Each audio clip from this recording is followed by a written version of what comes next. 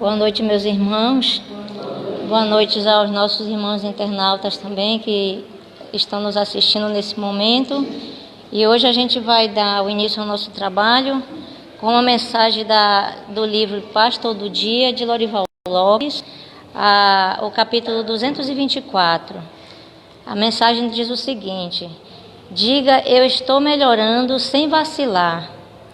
Assim você reconhece que as suas capacidades aumentam, que a alegria cresce, a disposição para as boas ações evolui, o ânimo se fortalece, a fé se firma e a paz está cada vez mais presente. Quando você admite estar em processo de melhoria, tudo o seu ser se apronta para o progresso, e a felicidade é a ordem que dá a si mesmo para se sentir bem. Apresente-se em progresso. É o tiro de largada que faz o corredor dar tudo de si mesmo. Então, meus irmãos, como a mensagem já é clara, né? Que a gente deve estar se melhorando a cada dia e estar sempre pronto, né, para desempenhar o nosso trabalho com alegria, com fé, com coragem, entendeu? E não desanimar em momento nenhum diante das coisas que a gente quer fazer e que muitas vezes a gente fica sem coragem, né? Perde aquela vontade, mas a gente tem que ir em busca, né, do que a gente quer, dos nossos objetivos.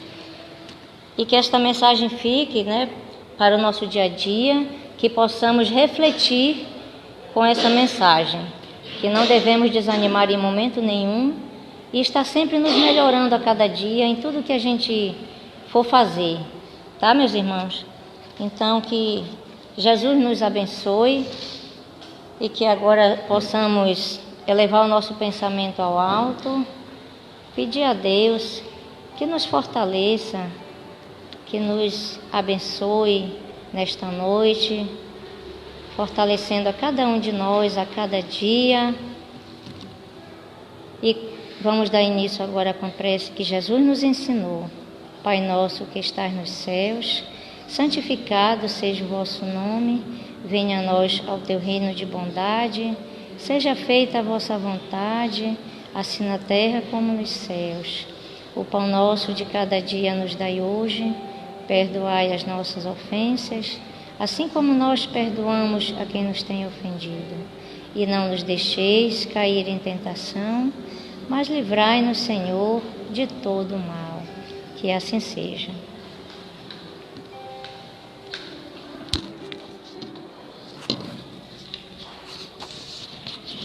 Meus irmãos, boa noite. Vamos dar início ao nosso trabalho, à nossa palestra, lembrando que o tema central do mês, estamos falando de obsessão, o mal e o remédio. E hoje nós vamos estar falando de obsessão no Evangelho. Onde é que a gente viu esses momentos, né, que no Evangelho, e Cida, ela vai estar aqui abordando esse tema e deixando-se dar uns 10 minutinhos, caso houver alguma pergunta, e a gente espera que vocês fiquem atentos e agradecendo a presença desde já de todos aqui nesse momento. Muita paz.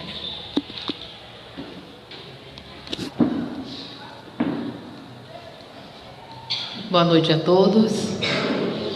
Que a luz, a paz e o amor do Divino Mestre Jesus possa aquecer os nossos corações, não só hoje, mas em todos os dias da nossa caminhada, porque de fato é disso que a gente precisa.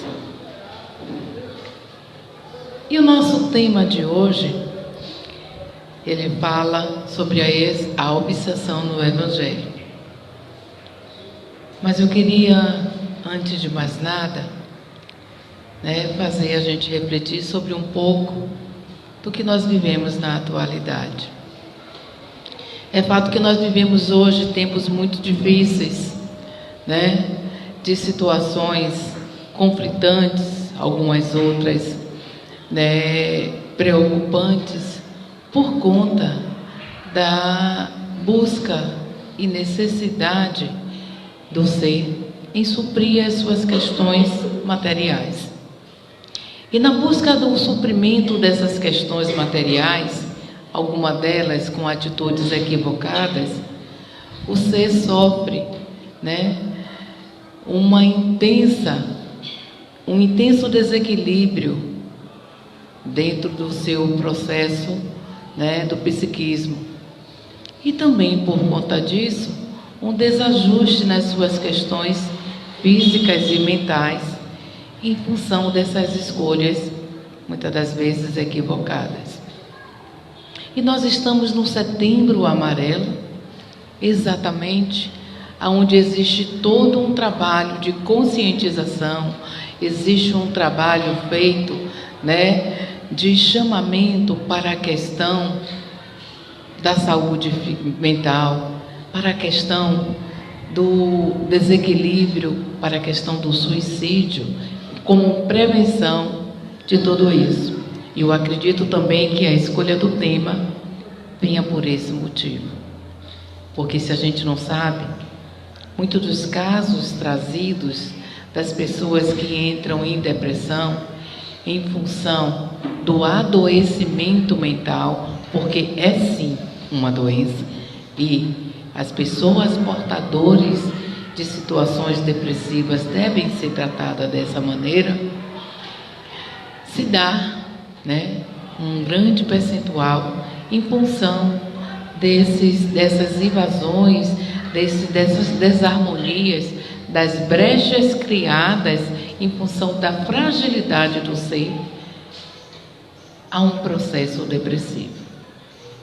E ainda falando do Setembro Amarelo, em uma das muitas atividades trazidas pela Organização Mundial de Saúde, em uma entrevista do psiquiatra Yves Lacoubet, e também professor, ele nos traz relatos com estatísticas alarmantes que de 3 a 6% da população mundial sofre hoje com doenças depressivas.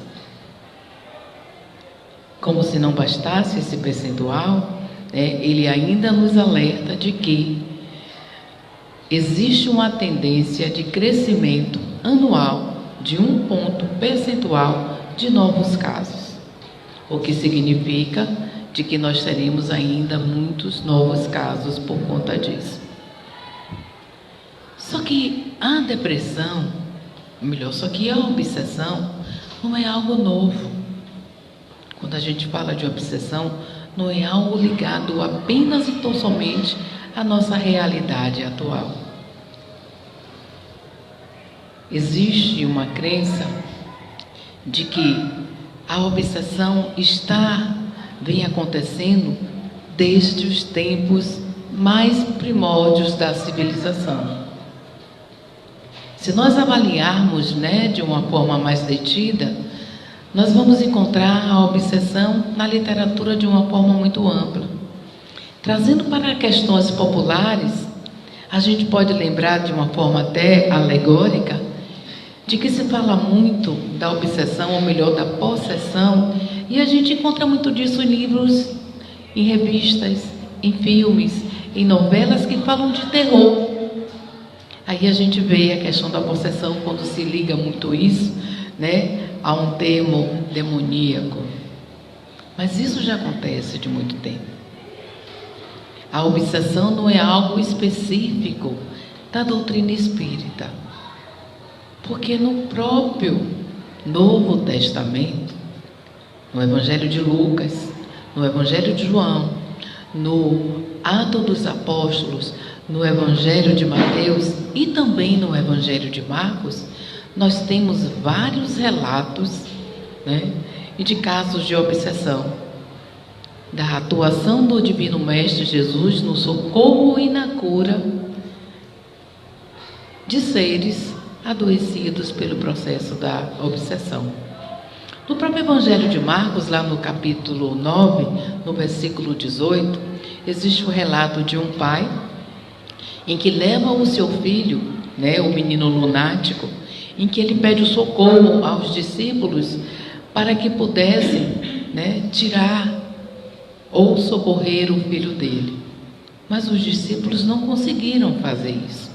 Então os discípulos levam a criança para Jesus, para que Jesus possa curar ele, e o pai pede a Jesus que por misericórdia cure o seu filho. E Jesus, o pai do menino diz que pediu para os apóstolos, mas eles não puderam curar. E Jesus pergunta a ele se ele crê, e ele diz que sim, e pergunta a Jesus se ele pode curar. E Jesus disse: se você crê, o seu filho será curado. E ele cura, e o menino deixa de se jogar no fogo, na água. O menino se jogava no chão, espumava, né? E depois do socorro de Jesus, o menino volta a ser uma criança normal. Então a gente tem no Novo Testamento, de ponta a ponta, nós encontramos os casos de obsessão. Existem seres que dizem que é o espiritismo que vem trazendo a obsessão como uma forma de arrebanhar novos adeptos.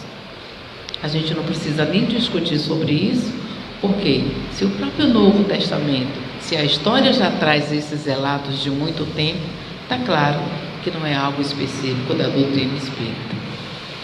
Mas vamos ver o que é que a gente tem aqui sobre a obsessão. O próprio Kardec dizia que o trabalho da desobsessão é uma das práticas mais difíceis da doutrina espírita. Por que ele dizia isso? Que a obsessão ela é configurada pelo domínio que alguns espíritos inferiores exercem sobre certas pessoas. E ele nos diz mais ainda que a obsessão é a ação persistente de um espírito mau e que ele exerce sobre um indivíduo. Apresenta também caracteres muito diversos, desde a mais simples influência moral, né, sem perceptíveis sinais exteriores, até a uma perturbação completa do organismo e das faculdades do ser, né, faculdades mentais. Por esse motivo a gente começou falando exatamente sobre a questão do adoecimento mental, né, de um ser por conta de um processo obsessivo. Se a gente voltar um pouco e buscar lá no Livro dos Espíritos, quando Kardec perguntou aos espíritos se os espíritos desencarnados influenciavam na nossa vida, a resposta que ele teve foi exatamente de que eles influenciavam muito mais do que a gente podia imaginar. E isso é fato. Olha esse relato que está no Livro dos Médiuns, e é muito interessante, quando ele diz que quase sempre a obsessão exprime a vingança de um espírito, e que na maioria dos casos acontece nas relações em que o obsediado manteve com ele em uma vida anterior, ou seja, em uma existência, né, anterior. Quando ele diz que o processo da obsessão se dá através de uma vingança, é porque em algum momento da vida, esse ser que está sendo atingido pela obsessão teve algum contato, teve alguma situação mal resolvida com esse espírito que hoje está ali a influenciar a vida. Então a gente pode dizer de uma forma muito clara que a obsessão é uma cobrança. E essa cobrança existe porque existe uma dívida. Pode não ser dessa existência, mas ela existe. Avançando um pouco, Divaldo, no livro Os Bastidores da Obsessão, né, em que ele psicografou do espírito Manuel Filomeno de Miranda, ele nos diz que a obsessão, sob qualquer modalidade que se apresente, é enfermidade de longo curso, ou seja, é algo a ser curado de forma demorada, exigindo terapia especializada, de segura aplicação e de resultados que não se fazem sentir apressadamente. Então, se alguém está se vocês têm algum familiar, se existe alguém passando por um processo obsessivo, calma, paciência e fé são as 3 ferramentas fundamentais para se atravessar essa etapa. Como ele mesmo diz, né? E nós estamos falando do espírito de Manuel Filomeno de Miranda, que sabe o que está dizendo sem dúvida nenhuma, quando ele diz que é de longo curso e que não vai se curar apressadamente. Paciência também é remédio. Avançando um pouco, né, no livro Obsessão e Desobsessão, de Sueli Caldas Schubert, ela nos diz o seguinte, que a obsessão é cobrança que bate à porta da alma. E é um processo bilateral. Faz-se presente porque existe de um lado um cobrador, que é um sequioso vingador, e do outro lado, sentindo-se ferido e injustiçado. Do outro, o devedor, trazendo impresso no seu perispírito as matrizes de culpa, o remorso ou do ódio que não se extinguiu.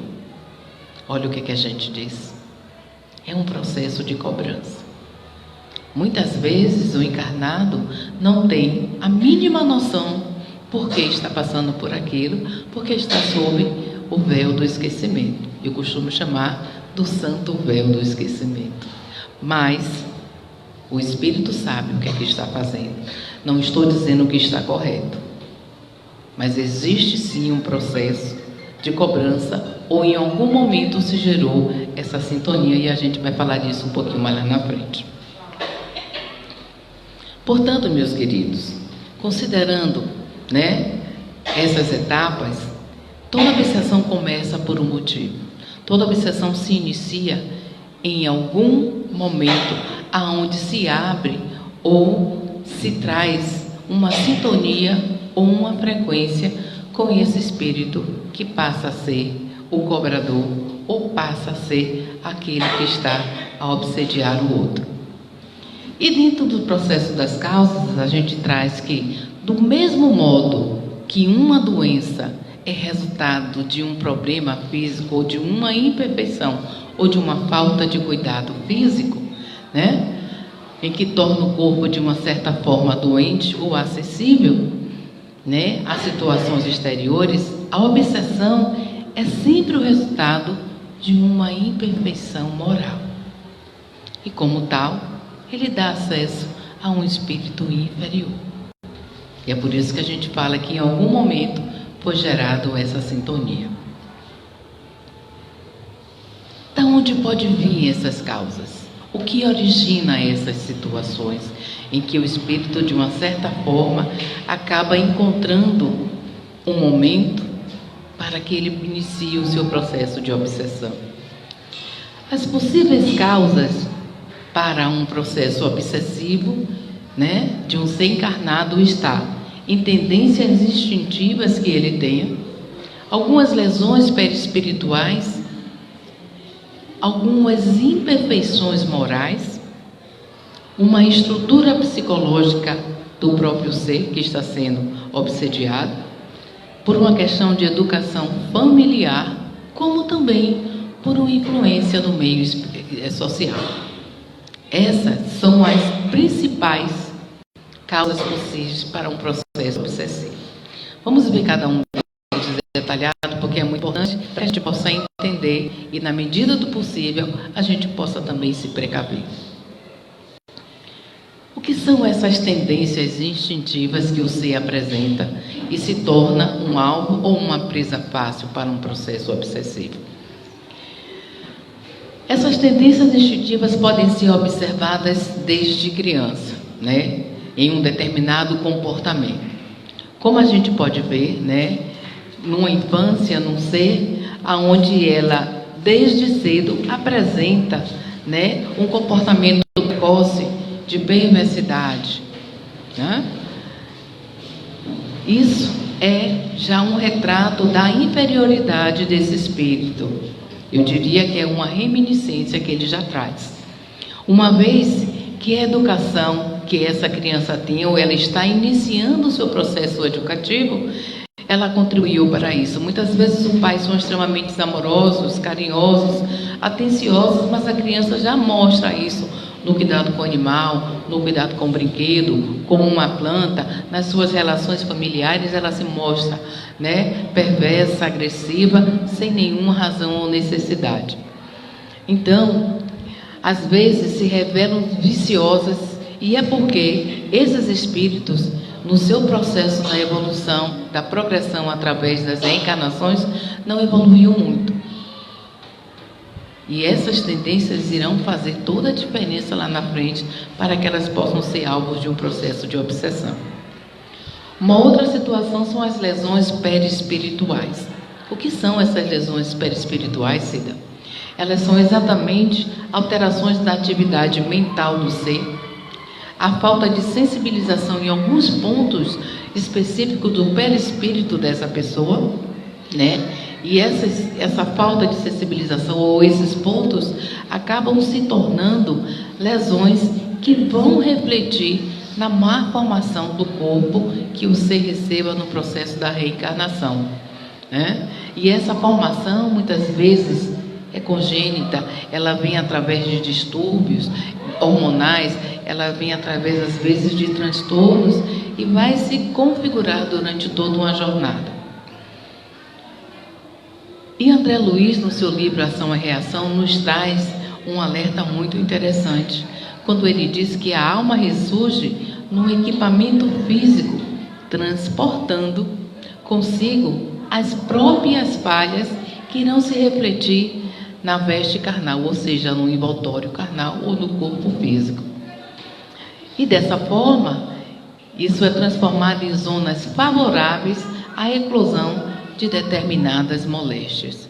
E isso pode se transformar numa revolta, isso pode se transformar num processo de não aceitação dessa sua limitação, que já é suficiente para um processo de obsessão. Afinal de contas, um ser revoltado, um ser que não aceita a sua situação, uma pessoa que tem a dificuldade de lidar com as limitações que o corpo físico lhe impõe, é algo fácil, porque o ódio, a angústia, a tristeza serão suas companheiras.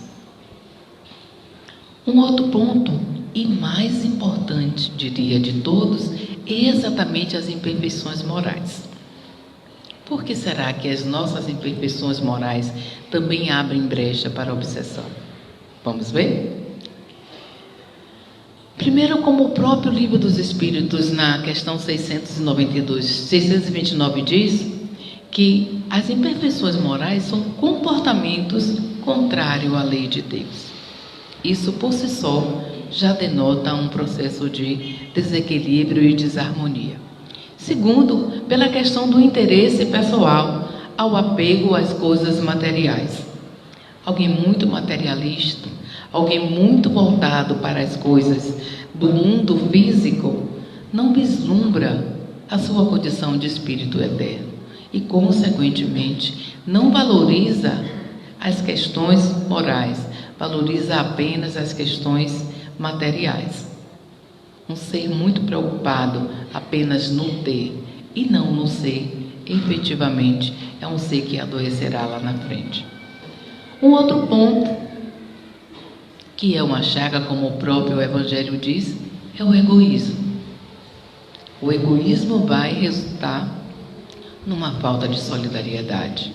O egoísmo vai arrastar esse ser para tantas outras doenças, porque um ser egoísta não pode ser feliz. Um ser egoísta não convive bem com as pessoas que lhe rodeiam. Não tem respeito, não tem amor, não é fraterno. E por força do seu comportamento, não é caridoso. Não pode viver bem, Não pode viver apenas para o bem. E repetindo, o egoísmo somado com o orgulho, a sensualidade exacerbada, são paixões que nos aproximam da natureza animal, prendendo-nos à matéria. Perceberam? E quem transgride as leis de Deus, aquele que abusa da força e do poder para oprimir o seu semelhante. Alguém arrogante, alguém prepotente, sem dúvida nenhuma, também é um ponto frágil para um processo obsessivo. Ainda avançando, como causa também da obsessão, a questão da estrutura psicológica. Se o ser não tem uma estrutura psicológica sólida, né, sem dúvida nenhuma, ele vai ter dificuldade no seu processo vivencial. E aí, né, as pessoas que revelam imaturidade na sua personalidade, e isso independe se é na idade, né, na juventude, se é na idade adulta, se é numa outra fase, né, mais completa da vida, se o ser não quer amadurecer, ele vai viver numa situação, numa relação de um mundo que não é o dele. Não vai assumir responsabilidades, não vai buscar se inteirar com aquilo que é lhe dado como missão de vida, e ele vai ter dificuldades na sua convivência. Indivíduos portadores de neuroses, psicoses e fobias. Aí já está claro. Qualquer transtorno desse coloca o ser também numa situação vulnerável. Pessoas reprimidas, pessoas complexadas, pessoas inseguras, pessoas ciumentas, trazendo aqui de uma forma muito clara, também é um ponto. Porque vão vibrar num outro padrão e, consequentemente, estarão sintonizando com espíritos inferiores que buscam nessas pessoas, né, situações aonde elas estarão entristecidas, aonde elas estarão em alguns momentos enraivecidas, né, estimulando sentimentos como ódio, como mágoa, como rancor, como ressentimento, e irão também adoecer.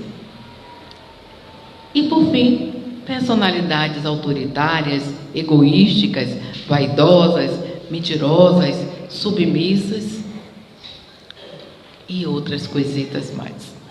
Vocês percebam que são detalhes de uma personalidade, né, que muitas vezes equivocadas, doentias, que se tornam sem sequer saber, como se fossem secas que vai se deixando brechas, que em qualquer momento o espírito entra para poder fazer o seu processo de obsessão. E eles trabalham exatamente dessa forma.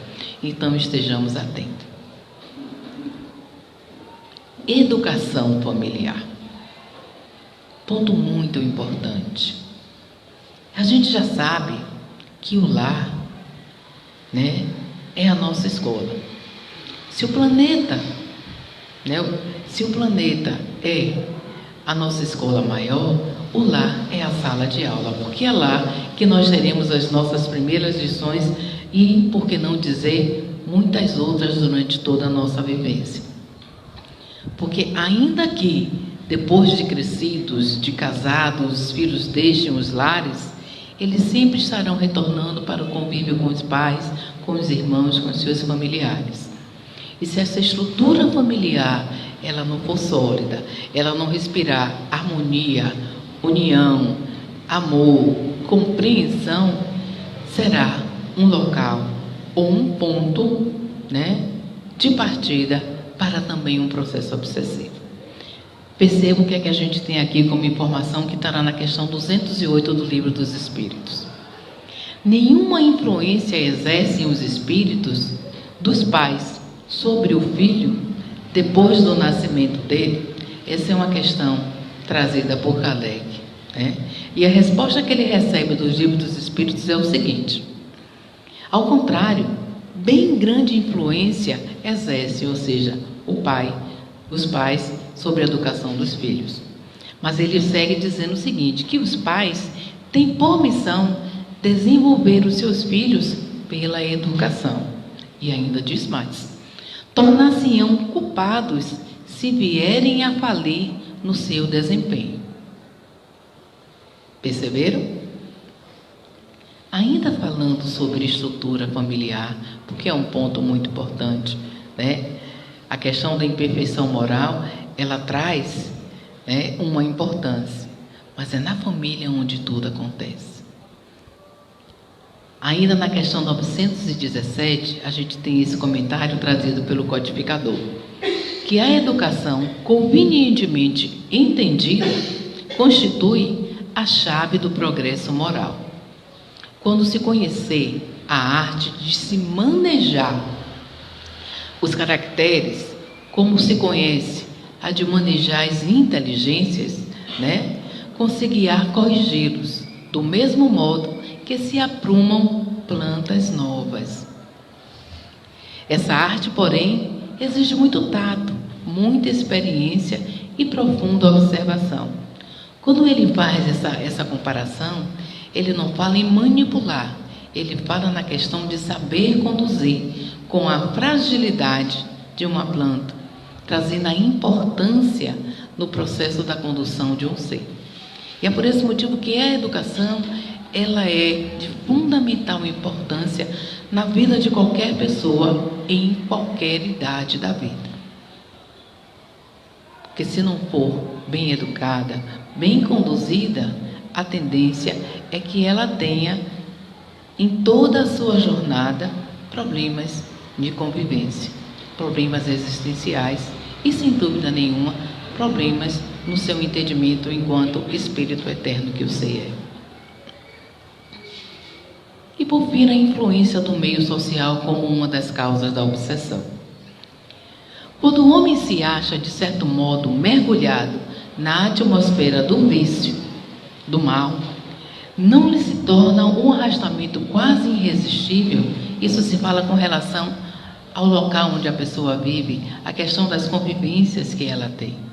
E as respostas que os espíritos dão a Kardec é que, de uma certa forma, que o arrastamento é sim, né, de um certo modo, um problema. E às vezes pode ou não ser irresistível. E ele na segue dizendo que, por enquanto, mesmo dentro da atmosfera do vício, com grandes virtudes às vezes que o ser se depara, são espíritos que tiveram a força de resistir e que, ao mesmo tempo, receberam a missão de exercer a boa influência sobre os seus semelhantes. Então, a gente percebe que nem sempre um ser que nasce num meio onde é contaminado pelo vício, pela maledicência, pela drogadição, pela questão da segurança, nem sempre significa de que esse ser vai ser arrastado para essas condições.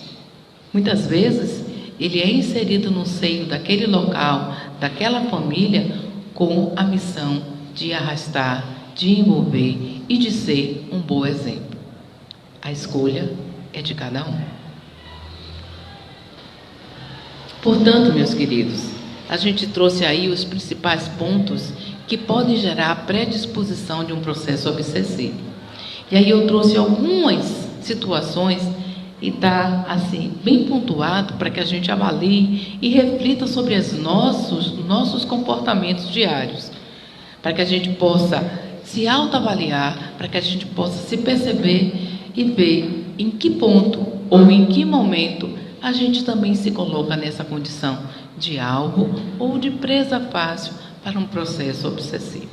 A gente tem aqui 2 slides e a gente vai perceber que existem situações que são muito tênues, que no nosso dia a dia a gente se depara várias vezes.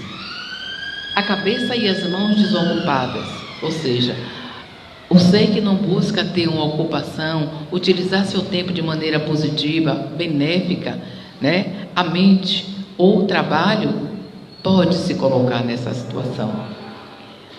Aquele que utiliza a palavra de forma irreverente, que utiliza na maledicência, né? Que só respira ou busca trazer no seu dia a dia, né? A conversa inútil, fútil e de forma prolongada, a atitude da hipocrisia, o gesto da impaciência, a inclinação pessimista, aquele ser que só vê todo o lado negativo de tudo, a conduta agressiva, né?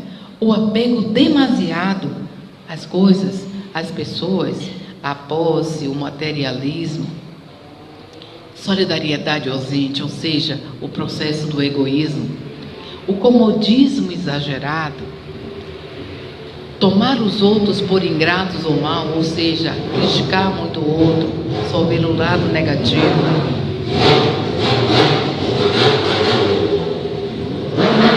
Considerar que o nosso trabalho é excessivo, ou seja, eu trabalho demais, eu faço demais, né? Dourando muito, sem trazer a real importância disso. O desejo e apreço do reconhecimento, querer o reconhecimento de tudo que se faz, o excesso da lisonja é também, né? O problema da vaidade aí, do orgulho, o impulso de exigir dos outros mais do que exijo de mim mesmo. Olha aí um ponto também que é muito forte. E por fim, nas situações difíceis, fugir para o processo da viciação, do álcool e das drogas. Esse também é um ponto muito interessante. Afinal de contas, a obsessão nesses casos, ela é por demais deprimente. Alguém que arruma ou que carrega um companheiro desencarnado, obsessor, que busca essas duas etapas do álcool, do vício de uma forma geral, tem muita dificuldade de se desvencilhar. Porque nós sabemos que alguns espíritos que vivem na erraticidade, quando desencarnam, tudo que querem é ainda manter o prazer da viciação. Tudo que querem é ainda, né, ter a possibilidade de se encharcar de tudo isso, que às vezes foi até o motivo do seu desencarne.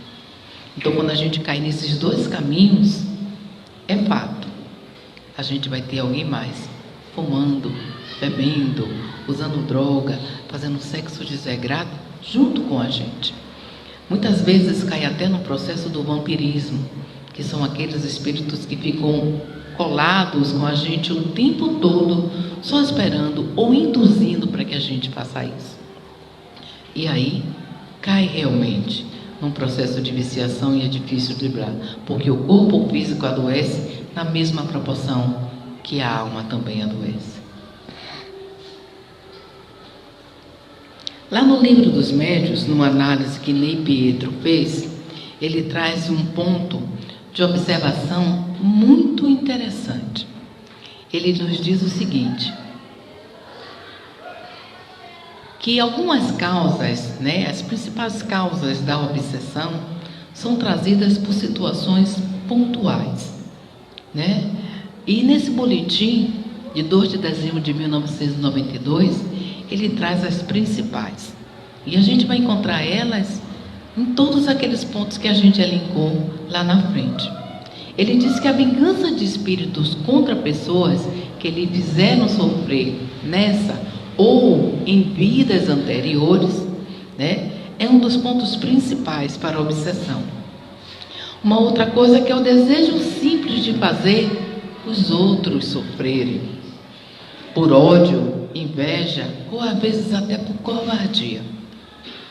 Ele diz também que muitos espíritos fazem, né, esse processo da obsessão para fazer, né, usufruir dos mesmos condicionamentos que eles tinham enquanto encarnados e induzem os seus afins a cometê-los.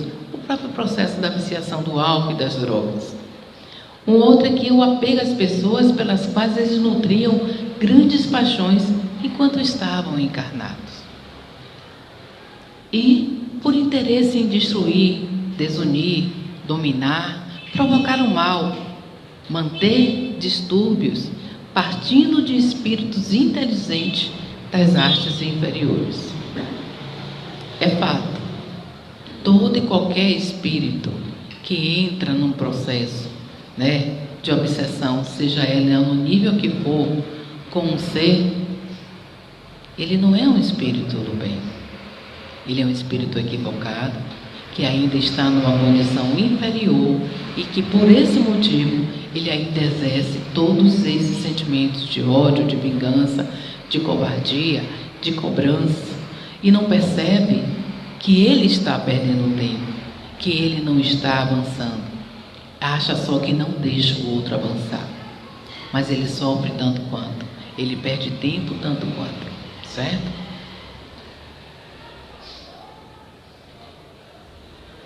E aí a gente vai dividir a obsessão em 3 graus para que a gente possa perceber que nem sempre é um evento rápido, nem sempre é um evento simples.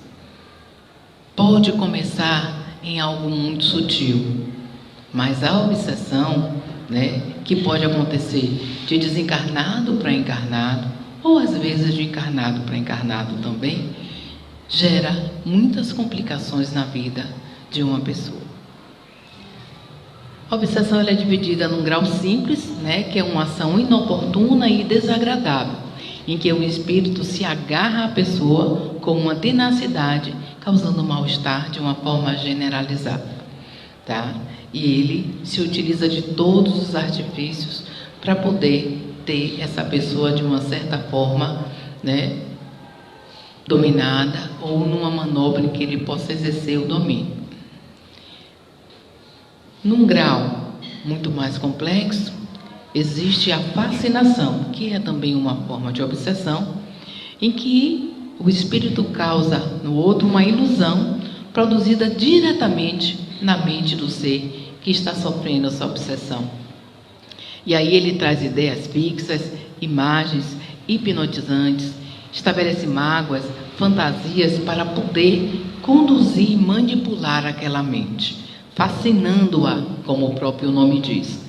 E nessa situação, o obsessor, ou seja, o espírito desencarnado, ele é ardiloso, é hipócrita, ele simula uma falsa virtude, ele estabelece no ser um patamar de pensamento, enredando ele para que ele não perceba que ele está equivocado naquele processo. E aí desestrutura porque desarmoniza ele, desequilibra todo o seu processo de convivência para que as outras pessoas não tenham mais interferência sobre ele. Torna esse ser achando que é o dono da verdade para que as outras pessoas não possam tirar dele esse equívoco do pensamento. E no outro grau, também complicado, e complexo, num grau muito maior, porque aí nesse processo o ser ele perde literalmente o domínio da sua vontade e livre-arbítrio, é a subjugação. Na subjugação, o ser ele está constrito de forma moral e física. E com isso, é paralisado a sua vontade. Ele sofre, mas não tem vontade própria. E o que faz agir a seu mau grado. Então esse ser ele perde o domínio das suas forças. Ele é literalmente manipulado. Na subjugação, que é o processo mais complexo da obsessão, no geral, tudo que o espírito quer é exatamente tirar a vida do ser. Então ele subjuga, ele faz que ele traga um sentimento de menos-valia, para que o ser se sinta menos importante, ele perde a valorização da vida, ele perde a vontade de viver e tudo aquilo que lhe condiciona a ter estímulos para se melhorar é tirado dele através do processo da subjugação. Esse é o processo mais complicado. Tem cura? Tem. Mas precisa muita força de vontade. Portanto, meus amigos, quando a gente fala de obsessão, é necessário observar, estar muito atento, acompanhar, não desistir. Porque nos casos de obsessão grave, o obsidiado se acha como que envolvido e impregnado num fluido pernicioso. E muitas vezes, essa ação neutraliza toda e qualquer situação de fluidos salutares. No processo de mediunidade de cura, o que se faz, por exemplo, com o médium que trabalha assim, ele transforma esses fluidos em salutares para poder repor num ser doente. Nesse caso aqui, muitas vezes se tem dificuldade de fazer isso também. Por quê? para compensar um fluido mal, tem que ser um fluido bom. Para compensar uma doença, precisa de um remédio. Para se compensar ou se corrigir um processo obsessivo, precisa uma fé, um auxílio e uma disciplina muito grande. Quais são os mecanismos? Nós já estamos chegando no final, viu, Edna? É necessário que compreendamos que a obsessão existe, como eu disse, entre espíritos encarnados e desencarnados de uma forma recíproca. O obsessor, ele não trabalha sozinho, tá? E quais são os efeitos? Uma vez instalada essa obsessão, nós podemos concluir que a mesma se caracteriza por um processo dinâmico, onde em uma fase inicial temos uma intoxicação fluídica, né, no perispírito, e que acompanha um ser desde a sua criação. Muitas vezes, uma criança ela já pode, no ventre, estar recebendo ou se estabelecendo um processo de obsessão. É raro, mas acontece. E decorre sempre das imperfeições morais, que permite, assim, essa interferência de espíritos, em alguns casos, levando o paciente a perder a vontade e o livre-arbítrio, como acontece no processo de subjugação. E aí eu trouxe um caso que é interessante a gente trazer, para a gente ficar alerta no processo de como estabelecer a reversão ou a ajuda e o auxílio para um processo de obsessão. Existe um relato de um espírito obsessor que foi afastado de um homem, né? E esse espírito foi levado para um umbral ou para uma zona, né, onde o seu processo consciencial lhe permitisse ser levado, afastando ele do seu obsediado, ou do espírito que ele exercia uma certa influência. Depois de algum tempo, esse espírito decidiu voltar à proximidade daquele ser que ele estava obsediando, para verificar como é que ele estava. E quando ele retorna, ele nota com uma surpresa que o antigo ser que ele perseguia, né, não havia se moralizado. Apesar da oportunidade que teve de ser socorrido e de ser desestabelecido esse laço com o obsessor, né, esse ser não melhorou, não tomou um novo rumo, nem uma nova diretriz. Ele permanecia distanciado do bem e se deixando, como decorrência, a porta aberta para um novo processo obsessivo. O que aconteceu? O obsessor, que encontrou o ser daquela forma, decidiu que ele iria voltar a obsediar aquele ser. E ele não voltou só. Ele chamou mais 7 espíritos que, a partir daquele momento, voltaria a obsediar a mesma pessoa. O que é que a gente quer trazer com essa situação? O processo antes era de um espírito obsediar, voltou a ser com mais espíritos, sem dúvida nenhuma, numa situação muito pior. O que é que a gente quer sinalizar com essa situação? Que toda e qualquer vez em que alguém tem a opção de ser socorrido, de ser afastado de um espírito que está obsediando, se aquela pessoa que teve a bênção de ser socorrida, de ser trazida, né, para um afastamento do seu obsessor, se ela não fizer o seu esforço, não mudar o seu padrão vibratório, não mudar o seu comportamento, ela não vai ter alcançado verdadeiramente o resultado. E torna-se, de qualquer forma, a ser um novo portal para novas obsessões. Então, mediante a ação idêntica à de um médium curador, a gente precisa também fazer a nossa reforma. A gente precisa estabelecer a nossa vontade para que elimine-se esse fluido mal com o auxílio de um fluido melhor, de uma energia melhor no nosso processo. Então, para garantir a libertação, cumpre ao espírito perverso renunciar aos seus maus desígnios. A gente vê muito no processo de desobsessão, quando o espírito ele é trazido para ser conversado, para ser orientado, para ser esclarecido, é dado para ele uma nova oportunidade, né, de uma nova caminhada, né, e fazer para que nele desponte o arrependimento, o desejo de fazer o bem, por meio de instruções habilmente ministradas.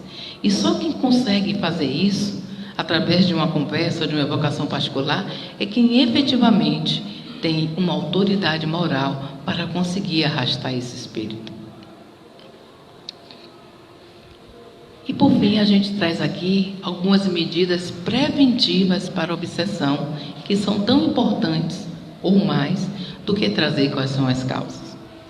As medidas é fazer aos outros o que quereríamos que os outros não fizessem. Não é isso que nos ensina o Evangelho, gente? Dar ao outro aquilo que a gente quer receber? Isto é, fazer o bem e não o mal. Neste princípio, encontra um homem uma regra universal de proceder, mesmo para com as suas menores ações. É respirar o bem, é respirar o amor o tempo todo. Um outro é a prática do amor, que ensina que, acima de tudo, é o serviço aos semelhantes. Praticar o amor, exercer um serviço voluntário, se colocar à disposição para fazer algo bom. E dessa forma a gente não abre brechas para o trabalho no mal. Como fazer isso? Ou como tratar alguém num processo de obsessão? Primeiro, a reforma moral, a tão sonhada reforma íntima. Segundo, buscar o conhecimento, estudar a doutrina espírita, se inserir em grupo de estudo, ler o Evangelho, buscar conhecer mais acerca de si, da vida. A assistência espiritual na casa espírita e também no lar. Por que é importante fazer isso? Porque muitas vezes no processo obsessivo a gente não consegue sair dele sozinho. É necessário ter o auxílio, tá? O processo da prece, oração e vigilância ajuda muito em todo e qualquer lugar. Fazer utilização do passe, da água fluidificada, frequentar doutrinárias de suma importância, praticar o Evangelho no lar, no processo de abrir as portas do lar para Jesus, ao invés de abrir apenas para festas, para eventos. Abra o seu lar para Jesus, tire meia hora do dia, um dia na semana, traga harmonia, união, amor para o seu lar. Permita que a equipe espiritual possa fazer uma asepsia espiritual, porque a gente cuida muito da limpeza física, mas quem faz a limpeza espiritual no seu lar? Quem socorre, quem esclarece os espíritos que estão lá? É importante isso também. E o serviço voluntário, como a gente disse.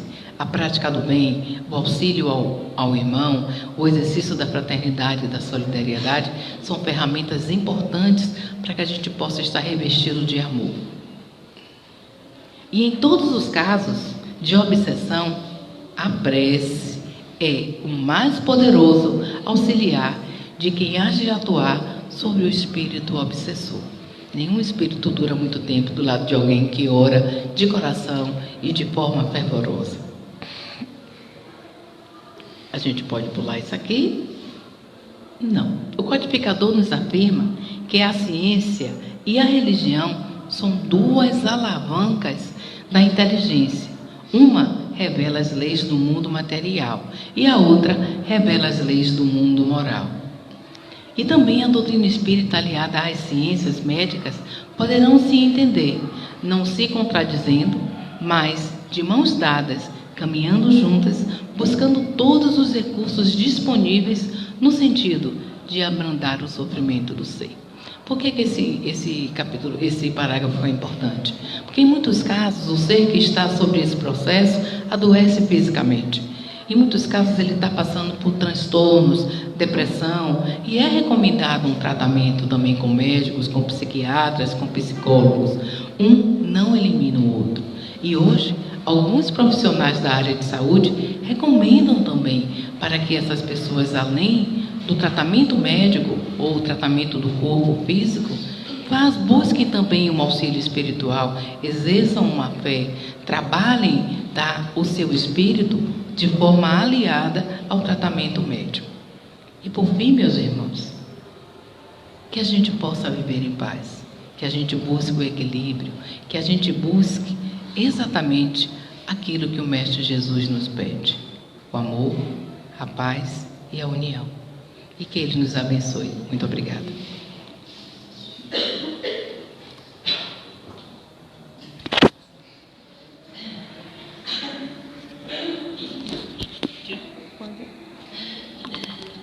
Bom, meus amigos, alguém gostaria de fazer alguma pergunta? Ainda temos alguns segundos. Eu falo segundo porque o tempo passa tão rápido. Eu estava olhando aqui as horas e, ao mesmo tempo, ouvindo, né, essa palestra tão esclarecedora. Aí eu me perguntava, como é que as pessoas se permitem a passar por momentos difíceis? Aí eu dei a receitinha aqui, né? A receitinha de Jesus. Como prevenir e como a gente se cuidar. Alguém tem uma pergunta para fazer? Por favor, Helena. Cida, é comum as pessoas sentirem assim físicos levando a doença, mas quando vai ao médico, faz os exames, faz o tratamento, é diagnosticado tudo normal. Não tem nada que a medicina diga que tem um problema. Isso é um sinal de que possa acontecer uma obsessão, uma interferência. Sem dúvida nenhuma. A pergunta é de alguém que tem todos os sintomas físicos, comportamentos, dores, né? E quando vai para o médico que faz uma bateria de exames, na investigação o médico não encontra nada.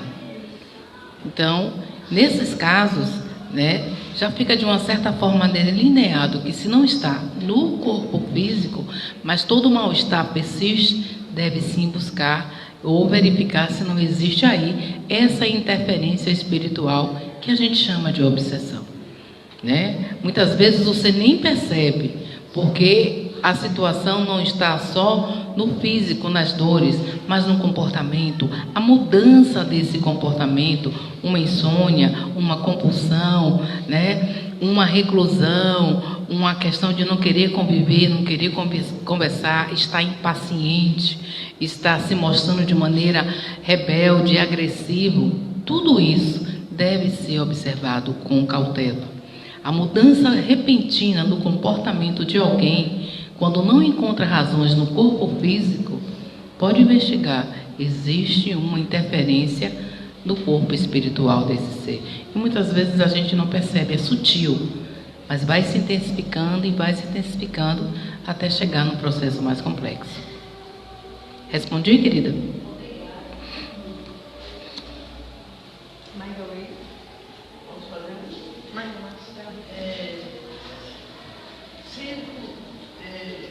Sendo todos nós imperfeitos e os espíritos agindo,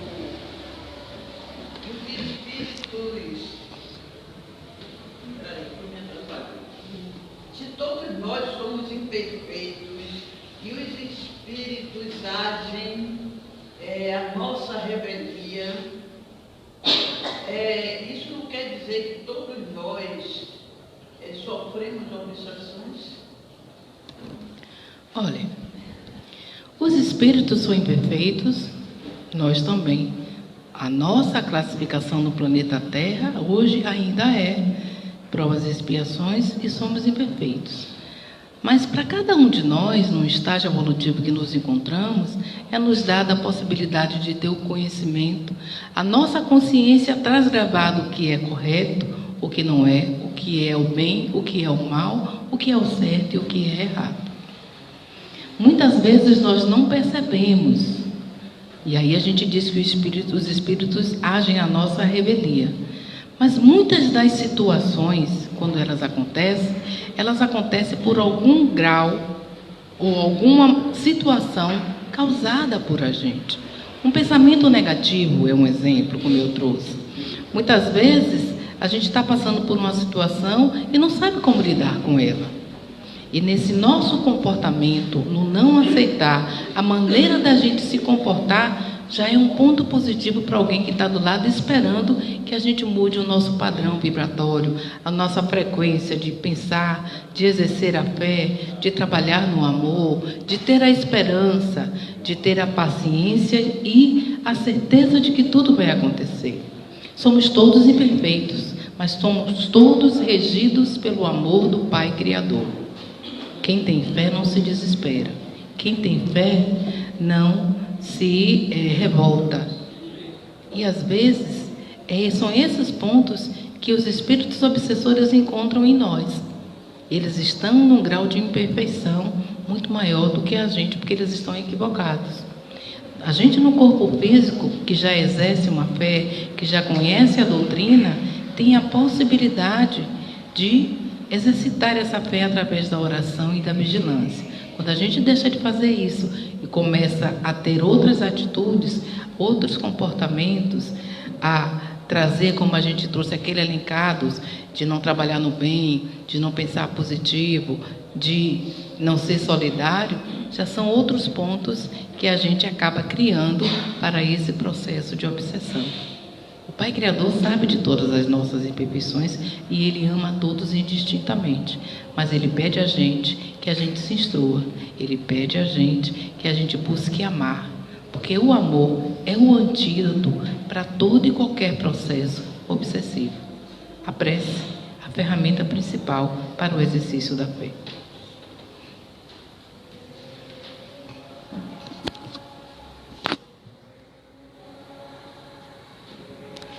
Bom, a gente agradece esse esclarecimento por Cida. Lembrando que Cida, ela é do CETRASC, no IAPI.